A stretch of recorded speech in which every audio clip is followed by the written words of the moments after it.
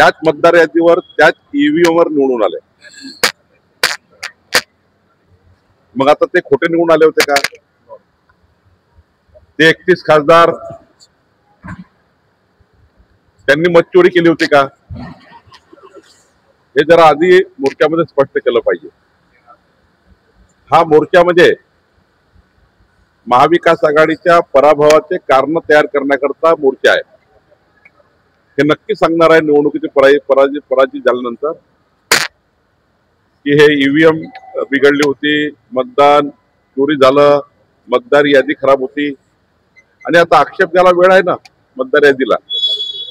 त्या ठिकाणी आक्षेप न घेता केवळ राजकीय स्टंटबाजी आणि केवळ उद्या निवडणुकीत पराभव झाल्यानंतर कारण हे देण्याकरता मोर्चा आहे। आणि दुबार तिबार नावं मतदारात नसावी याकरता ऑलरेडी आम्ही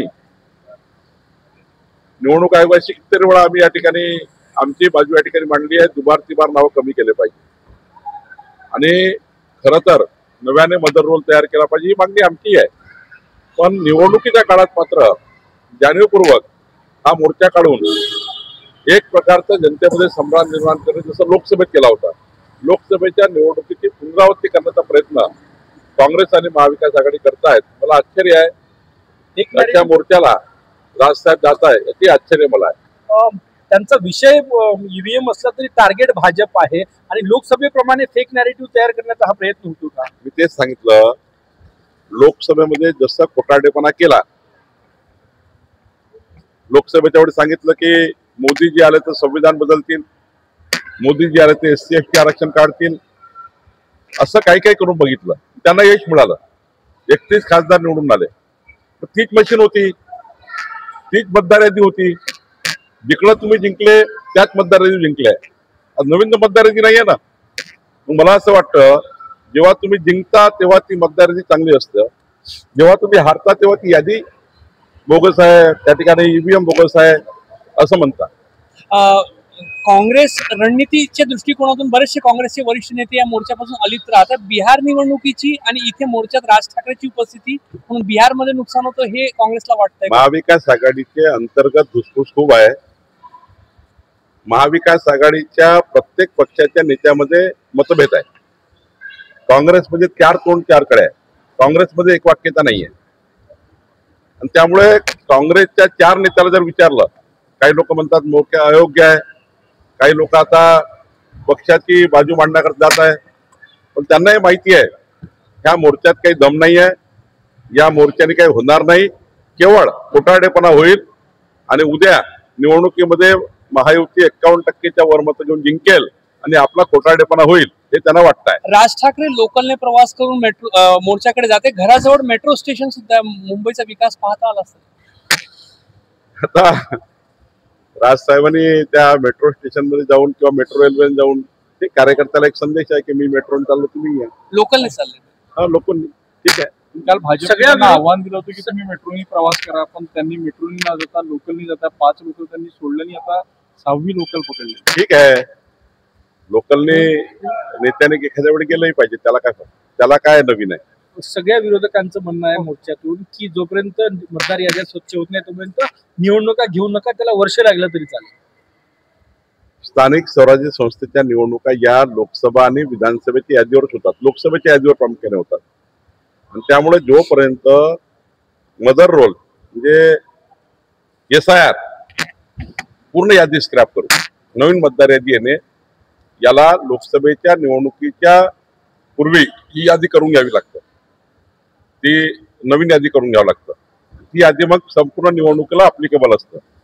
लोकसभेच्या निवडणुकीला वापरलेली यादी ही विधानसभेला वापरतात आणि विधानसभेला वापरलेली यादी ही स्थानिक स्वराज्य संस्थेला वापरतात। त्यामुळं हे जे चालू आहे हा त्या ठिकाणी समज निर्माण करणे सुरू आहे। त्यांनाही माहिती आहे की निवडणुका होणार आहे, ते निवडणुकीत पराजित होणार आहे, त्यांना सर्व माहिती आहे, त्यामुळं ते निवडणुकीचा पराभव लपवण्याकरता करतायत। तुम्ही म्हणाले काँग्रेसचे 4 नेते 4 दिशेत तोंड करून, आजी प्रदेशाध्यक्ष माजी प्रदेशाध्यक्ष दोन्ही आज ऍब्सेंट आहे। मी तुम्हाला तेच सांगतो, पुन्हा एक वाक्यता नाहीये।